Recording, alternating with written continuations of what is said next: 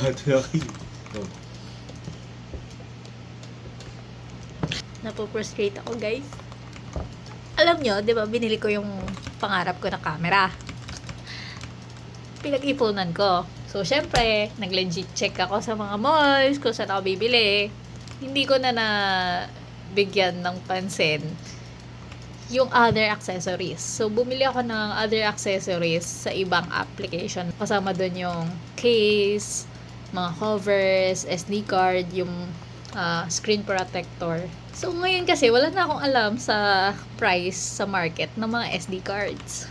Tapos, guys, kahapon, nagde-date kami. Tapos, yun yung first time na gamitin ko siya for vlogging. So, tuwan-tuwa ako.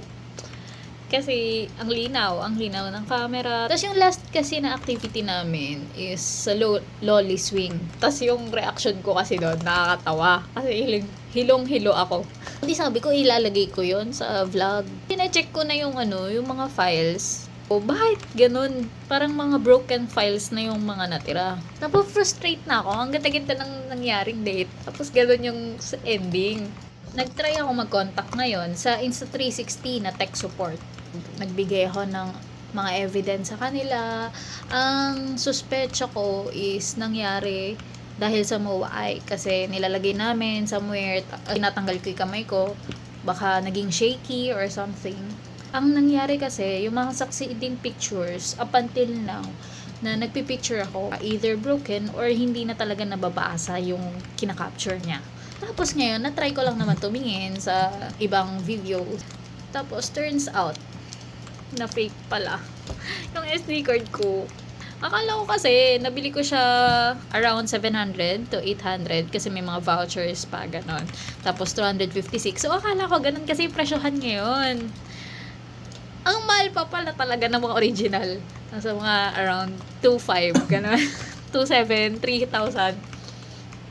Na-stress ako talaga. Akala ko mura ako sa ginawa kong vouchers. Sa tuto ko siya binili or something. Nasa pamahal pa ako kasi napamili pa ako ng fake. Ngayon, nagmamadali ako kasi meron na naman akong event sa mga nagtitinda ng fake dyan. Why? Why? Bakit nakaka-deceive kayo ng tao? Sana gumana na sa bahay. Sana, please. Sa mall na ako bumili, oh. Please naman. Sana gumana naman.